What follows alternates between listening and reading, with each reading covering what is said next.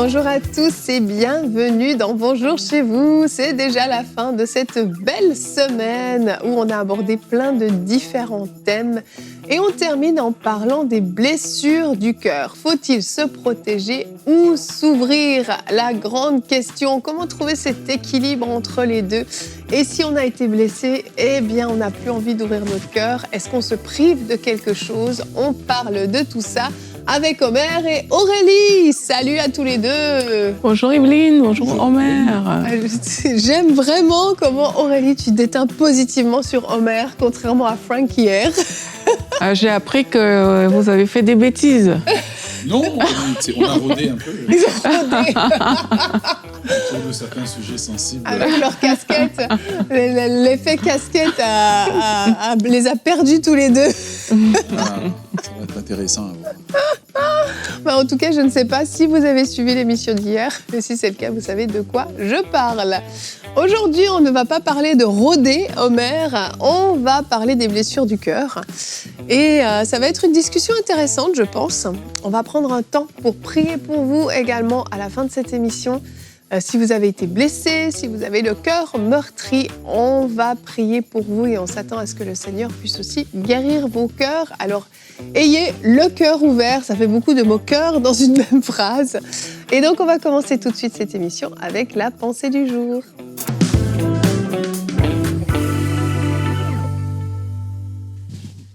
Proverbe chapitre 17, le verset 17 nous dit « L'ami aime en tout temps, et dans le malheur, il se montre un frère. » L'amitié est un privilège que Dieu nous accorde d'avoir, mais comme on sait, les amitiés peuvent nous construire, mais parfois, ces mêmes amitiés peuvent nous blesser profondément et même nous reprogrammer totalement. Et il y a beaucoup de gens qui ont vécu des blessures dans l'amitié, parce que vous vous êtes engagés dans l'amitié, parfois naïvement. Parfois, vous avez été là, vous avez vu des signes avant-coureurs, mais vous n'avez pas eu les bons réflexes. Et j'aimerais vous dire aujourd'hui que Dieu peut vous guérir, car il y a 5 types de cicatrices que l'amitié peut apporter. Lorsqu'on ne sait pas de quoi on souffre, on ne peut pas le guérir. Lorsque on ne sait pas de quoi on souffre, on va développer en fait des réactions comme ça, où on pense que c'est tout à fait normal. Certaines personnes ont subi parfois des blessures dans l'enfance et ils vont se dire c'est ma personnalité. En fait, c'est pas ta personnalité, c'est le résultat d'une cicatrice que tu portes et qui n'a pas été guérie. Et parfois, on voyait dans les anciennes chirurgies, lorsqu'on a mal cousu, même le membre va prendre la forme justement de la cicatrice qui est en fait les séquelles de l'ancienne blessure. Mais je veux vous rassurer aujourd'hui que l'amitié est possible et que vous pouvez être guéri. Premier type de cicatrice que vous portez, c'est les cicatrices de la trahison. Tu as confié ton cœur, tu as confié ton secret, eh bien cette personne t'a poignardé dans le dos, peut-être pour gagner une autre amitié ou pour bien paraître. Eh bien, ce genre de blessure, ça laisse des cicatrices de méfiance envers les autres. Et sans un certain niveau de confiance, il est difficile de bâtir une amitié. Et je prie que Dieu puisse vous guérir par rapport à cela. Le deuxième type de cicatrice que les personnes portent, ce sont les cicatrices de l'abandon. Tu vois, tu comptais sur cet ami dans un moment crucial, eh bien, il a disparu. Tu t'es senti invisible. Tu t'es senti que tu ne valais pas autant que tu ne le pensais. Et à cause de cette cicatrice de l'abandon, aujourd'hui, c'est très difficile pour toi d'entrer en amitié. J'aimerais te dire aujourd'hui que Dieu peut guérir cette cicatrice, Dieu peut te restaurer, c'est possible pour toi. La troisième type de cicatrice que les gens portent, ce sont les cicatrices de la jalousie déguisée. Tu vois, un ami te félicite en public, mais en privé, tu apprends qu'il t'a critiqué. Ce double face-là fait qu'aujourd'hui, je ne veux rien savoir des gens, personne, je ne peux confier mon projet à personne. Nous ne sommes pas faits pour vivre en autarcie, séparés des autres. Nous sommes faits pour vivre en communauté. Je prie que Dieu vous guérisse en vous donnant le discernement qui vous permettra de savoir exactement quoi dire comment le dire, quelle est la quantité d'informations que je laisse passer. Quatrième type de cicatrices, ce sont les cicatrices du mépris.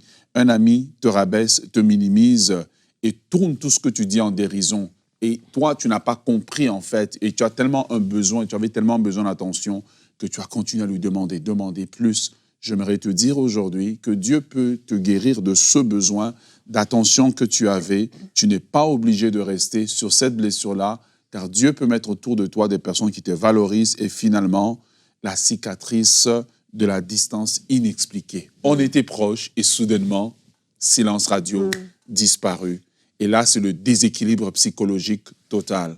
J'aimerais te dire une chose. David dit, mon père et ma mère m'abandonnent, mais l'Éternel me recueillera. Oui. Ce silence-là est un silence qui tue, mais Dieu peut te redonner la vie aujourd'hui. Il peut te redonner les amitiés qu'il faut. Je prie que tu guérisses de ces blessures, de ces cicatrices et que tu aies une marche normale. Amen. Je pense que c'est vraiment important dans les relations de faire preuve de beaucoup de sagesse. Parce que oui, les amitiés, les relations même amoureuses qu'on peut avoir, laissent des traces. Qu'on le veuille ou non, ça laisse une empreinte sur nous. Et oui, comme tu le dis, ça peut être des cicatrices parce qu'il y a eu blessure. Et ça nous impacte ensuite sur les relations futures qu'on va avoir. Et on doit faire preuve de sagesse dans la façon dont on va s'ouvrir aux autres. Parfois, comme on dit un peu l'expression, on donne le bâton pour se faire frapper. C'est qu'on ouvre notre cœur immédiatement. La relation de confiance n'est pas encore établie. On ne sait pas exactement à qui on a affaire et on donne tout. On se rend vulnérable, on s'ouvre complètement. Et le danger, c'est qu'en face de nous, on ait peut-être une personne qui n'est pas toujours bien intentionnée, qui n'est pas toujours si bienveillante que ça. Et oui, il risque d'y avoir des blessures. Tout à coup, une trahison, la relation de confiance qui s'en retrouve brisée, votre vie qui est exposée partout. Et on se retrouve tellement blessé que le réflexe qu'on va avoir, c'est de se dire « la prochaine fois, je ne m'ouvrirai plus ». Et voilà, on ferme complètement les portes et on met une espèce de carapace autour de nous qui est infranchissable pour être sûr que plus personne ne puisse nous blesser, plus personne ne puisse nous atteindre. Et c'est là où ça devient compliqué. Oui, c'est compliqué et c'est important d'identifier la carapace qu'on a mise. Et il y a plusieurs façons de réaliser en fait que j'ai une carapace. Parce que parfois, la carapace date de tellement longtemps, ça devient une seconde nature dont on ne réalise plus en fait qu'on a porté un vêtement, on a mis un vêtement sur nous, mais qui a fermé la porte de notre cœur. Et il faut se poser des bonnes questions. Il faut par exemple voir, est-ce que je repousse les gens systématiquement? Est-ce que je n'aime pas aller en profondeur? Lorsqu'on me parle de certaines choses, peut-être c'est justement parce que mon cœur est fermé, je veux plus qu'il y ait certains accès. Et quand c'est comme ça, posons-nous les bonnes questions.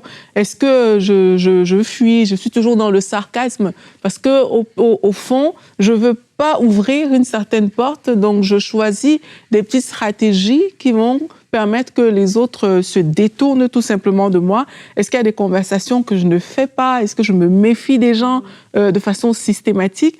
Il faut se poser des vraies questions. Et si tu te rends compte que, dans ton cas, tu le vis vraiment, dès que ça touche à la profondeur, tu as un mouvement de recul, peut-être qu'il y a une blessure qui n'est pas encore guérie et il faut pouvoir l'identifier et guérir de cette blessure-là. Parce que comme tu as dit, on fait la différence entre, OK, j'ai un cœur blessé, donc je le ferme et je peux m'ouvrir à l'excès aussi. Il faut vraiment faire le bon équilibre. Mais s'il y a une blessure, il faut la guérir. Tout à fait. Faut la traiter parce que sinon, un petit peu comme tu le disais, Omer, dans ta pensée par rapport à l'exemple du bras, c'est qu'une cicatrice qui a mal cicatrisé, qui s'est mal soignée, une plaie mal soignée, va avoir des conséquences. Ça crée encore des douleurs, il y a des tensions, et oui, parfois, il y a même certains handicaps, certains mouvements qu'on ne peut plus faire, et c'est exactement ça avec les blessures du cœur. Oui, et ce qu'on doit comprendre, c'est que lorsque nous vivons des blessures et que ces blessures ne sont pas traitées, la blessure, en fait, comme un virus dans un ordinateur va prendre le contrôle de notre personnalité et elle va nous reprogrammer maintenant. Ouais. Souvent, nous pensons, c'est parce que je n'en parle pas. Non, il faut trouver un moyen de guérir, sinon ça va vous reprogrammer.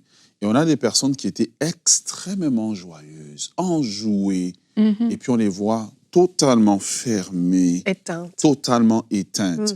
Et ce qui est triste, c'est que vous avez cédé le contrôle de votre vie à quelqu'un. Oui. Vous avez cédé le contrôle de votre vie à quelqu'un qui ne le mérite absolument pas. Qu'importe le niveau de trahison que vous vivez, il ne faut pas laisser quelqu'un contrôler votre vie, contrôler votre personnalité.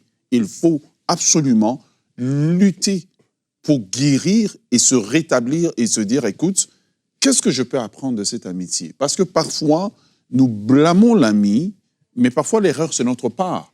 Dieu va reprendre le roi Ézéchias lorsque les Babyloniens sont venus le voir. Et Ésaïe va lui poser la question, ces gens qui sont venus chez toi, c'est qui? Et il dit, ils viennent de tel pays. Ok, d'accord. Il se dit, mais qu'est-ce qu'ils ont vu dans ta maison? Et la Bible dit qu'il leur a ouvert toute la maison. Est-ce que c'est de leur faute si demain tu as envahi? Non, c'est toi qui as ouvert. La même chose pour Samson. Delilah l'a pressé, et il a ouvert tout son cœur. Mais si on regarde les relations de Samson, à chaque fois qu'il était pressé, il livrait le secret. Donc, la correction ne devait pas se faire chez les personnes qu'il rencontrait. La correction devait se faire dans la vie de Samson. Parce qu'il n'a pas corrigé, ça lui a coûté ses yeux et plus tard sa vie. Parce que le roi Ézéchias a fait ce qu'il a fait, il a ouvert la porte. Donc, à un moment donné, pour guérir, il faut que je m'examine et que je mette un vrai miroir devant moi au lieu de tomber dans le système de la victime. Tout est la faute des autres, c'est la faute des autres. Mais le miroir que j'ai mis en face de moi, qu'est-ce qu'il me dit? Et même demander à Dieu de m'examiner aussi. Seigneur, pourquoi je suis comme ça? Pourquoi j'ai la tendance à tout dire? Et aide-moi à corriger, Seigneur, cette tendance que j'ai. Peut-être ça vient de quelque chose, un besoin d'attention que j'ai, mais Seigneur, aide-moi. Oui, et puis par rapport à ça aussi, il y a vraiment les gens à qui on ne doit pas ouvrir notre cœur. Bien sûr. Parce que là, on parle aussi des blessures du cœur. Il y a des gens à qui tu ne peux pas donner accès tout simplement à ton cœur, un peu comme on a parlé de Ézéchias. C'est qu'à un moment, il faut faire preuve de discernement. À un moment, il faut que les gens gagnent ta confiance, si je peux dire ça comme ça. Je me rappelle un jour, j'étais en Belgique encore à l'époque, il y a très longtemps, et puis j'avais rencontré quelqu'un, et puis je lui avais dit « Ah, mais j'ai pas de voiture pour rentrer, j'ai pas ceci. » Et puis là, je parlais avec un de mes amis, il me dit « Le premier jour que tu rencontres quelqu'un, tu livres tous tes problèmes, comme ça et tout. » Et ça m'avait interpellée ce jour-là, parce que parfois on parle facilement, mais on ne sait pas qui on a en face de nous. Mais il faut qu'on apprenne à dire qui est-ce que j'ai en face de moi. Il y a des personnes que peut-être c'est même la première fois que vous allez rencontrer, mais vous allez sentir à l'intérieur de vous que le Saint-Esprit peut permettre une vulnérabilité par rapport à ces personnes-là, et ça va créer quelque chose de bon pour vous. Mais il y a aussi des cas où, même si tu connais la personne depuis longtemps, tu vas voir que je ne peux pas aller jusqu'à un certain niveau avec cette personne. Il y a des choses que la personne ne peut pas prendre, qui me concernent, et il faut savoir garder ça, parce que c'est ça qui nous évite les blessures du cœur. Donc, il faut savoir quand ouvrir, quand garder, et il y a aussi des degrés. Il y a des degrés d'ouverture pour éviter des blessures. C'est que, OK, avec cette personne, voici jusqu'où va mon degré d'ouverture, et avec cet autre, peut-être c'est plus large, peut-être c'est moins large, etc. Mais c'est vraiment, comme on a dit, notre responsabilité de savoir quoi dire et à qui le dire pour éviter de ne pas être blessé. Et ça va vraiment aider. Parfois, émotionnellement, tu as juste envie de tout cracher, tu as juste envie de tout verser, mais c'est aussi faire preuve de maturité que de savoir garder certaines choses pour le dire au bon moment, aux bonnes personnes, et c'est ça qui va beaucoup éviter des blessures à l'intérieur.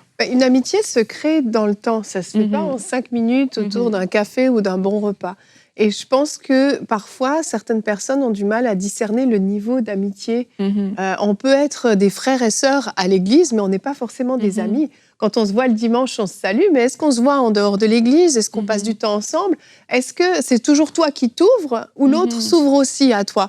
Tu vois, le côté de réciprocité aussi dans la confidence, où là, on est sur un pied d'égalité, et sinon, tu te rends toujours vulnérable vis-à-vis de l'autre, tu es toujours en train de raconter tes défis, tes problèmes, de te confier, mais l'autre ne se confie jamais en retour. Ben, ça veut dire qu'il n'y a pas vraiment une vraie amitié entre vous, c'est plus... éventuellement une relation entre guillemets pastorale où vous allez vous confier puis vous attendez des conseils de l'autre côté. Mais vous ne savez pas si la personne est forcément bienveillante en face. Il faut discerner tout ça. Et c'est vrai que c'est en se prenant des fois quelques murs qu'on apprend en se disant « Ah ben en fait, c'était peut-être pas une vraie amitié ». Et c'est là où on grandit, c'est que en fait, les relations, on commence à vivre ça dès notre plus jeune âge. Dès le moment où on va aller à l'école ou même à la maison, entre frères et sœurs, déjà on peut le vivre. Mais quand on va à l'école, on va commencer à se confronter à des relations avec les autres.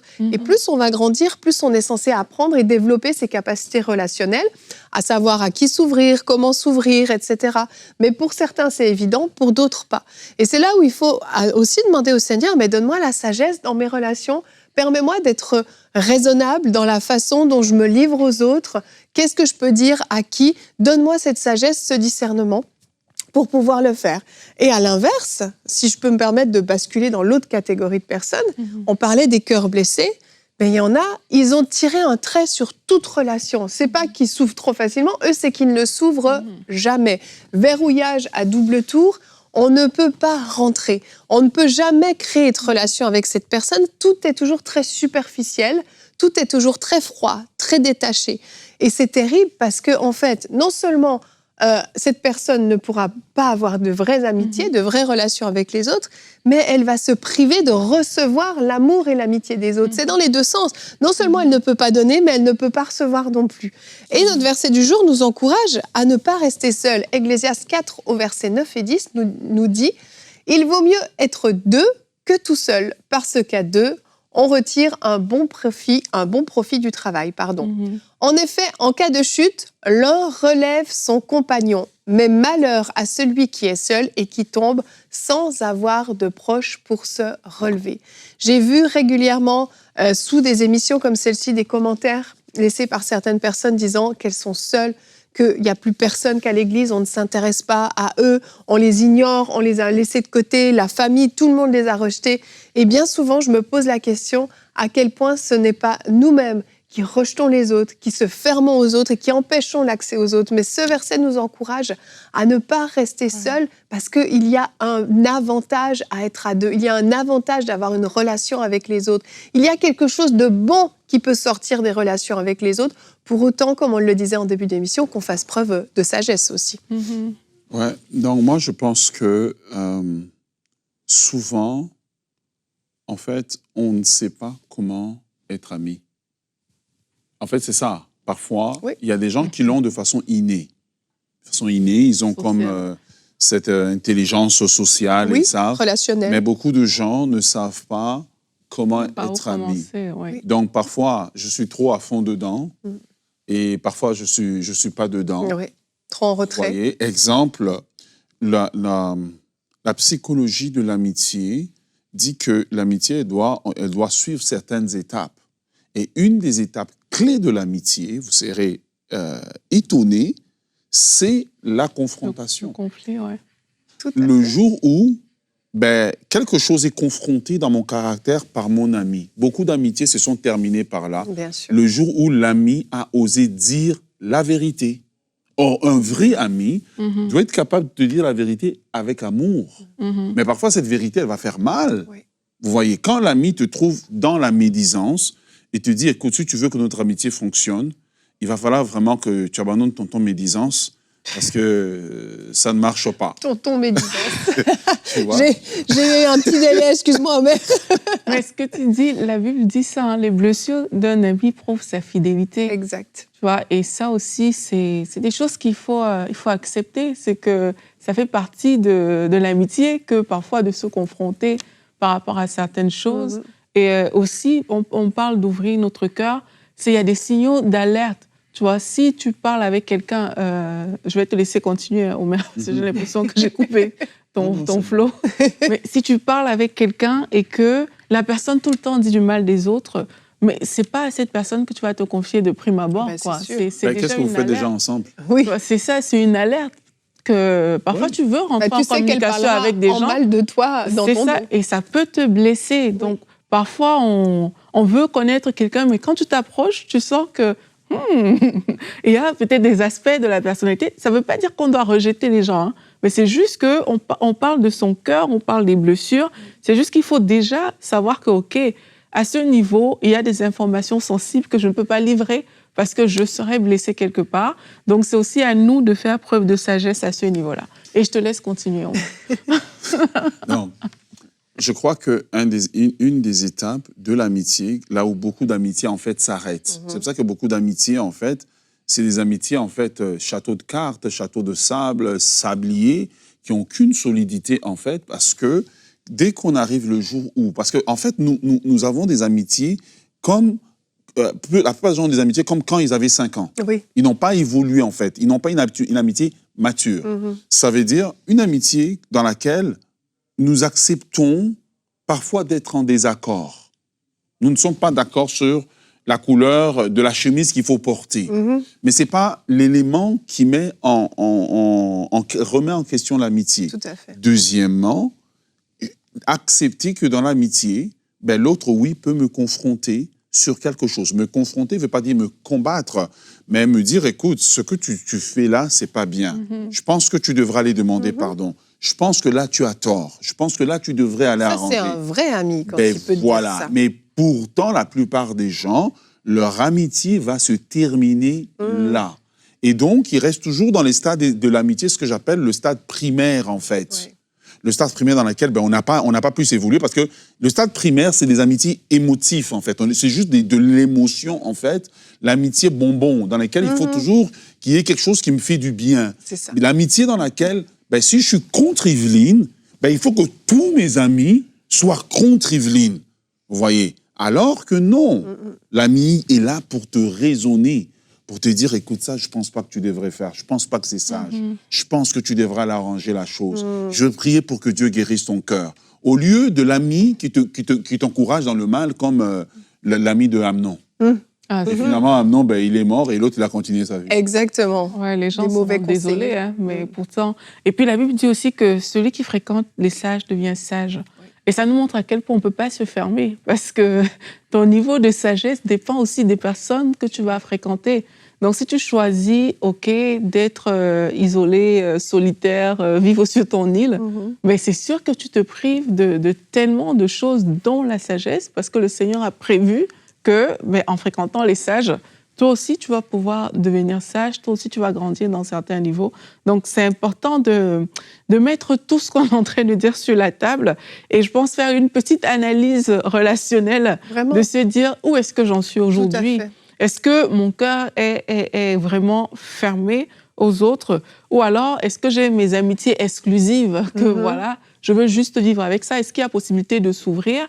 On parlait une fois avec Nadine et Annabelle aussi, je pense, et on en a aussi parlé dans une émission à table, qu'on se disait, ben, surtout Nadine, qu'après un certain âge, ben, quand tu as passé les bancs de l'école, c'est très difficile de se faire des amis. Mais avec le temps, on a réalisé en fait que non. Le Seigneur, dans chaque saison de ta vie, il va envoyer des gens sur ta route qui sont là, avec qui tu peux vraiment développer une belle relation.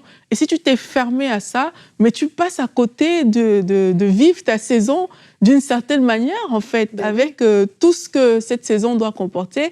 Et c'est important, comme j'ai dit, de faire ce bilan et de dire où est-ce que j'en suis. Est-ce que j'ai fermé mon cœur quand j'ai fini l'université, justement, parce que je me suis dit que je ne pouvais plus jamais avoir d'amis après les bancs de l'école.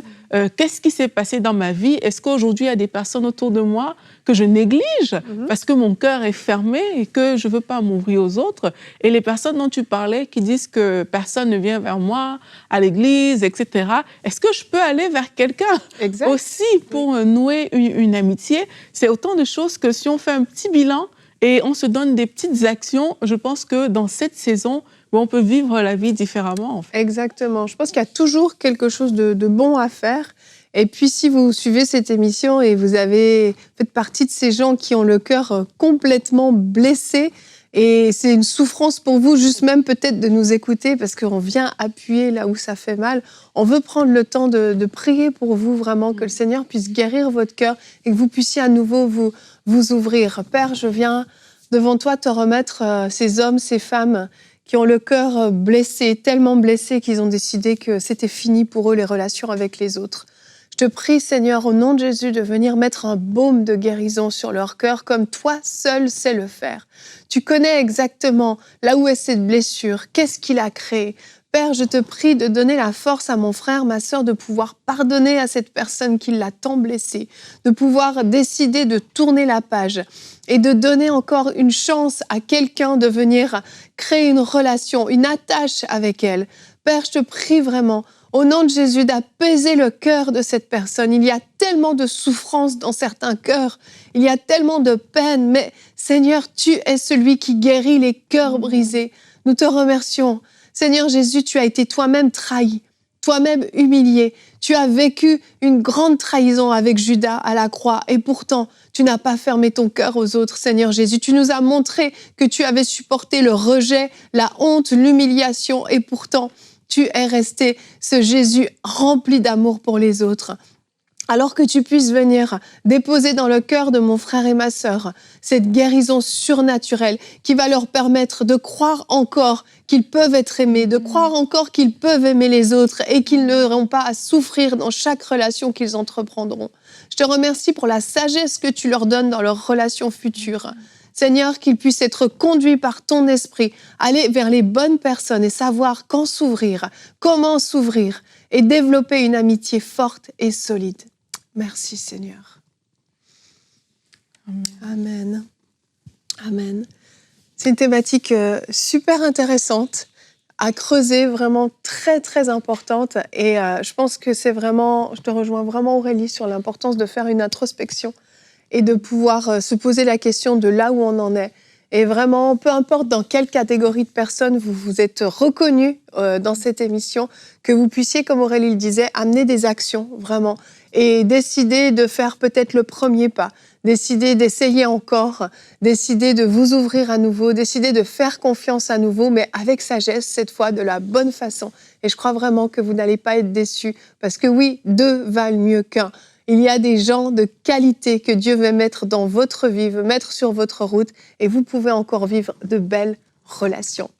Merci à tous les deux. Merci pour cette émission. Je vous souhaite à tous un très très bon week-end. Et puis on va se retrouver lundi pour de nouvelles émissions de Bonjour chez vous. Soyez bénis.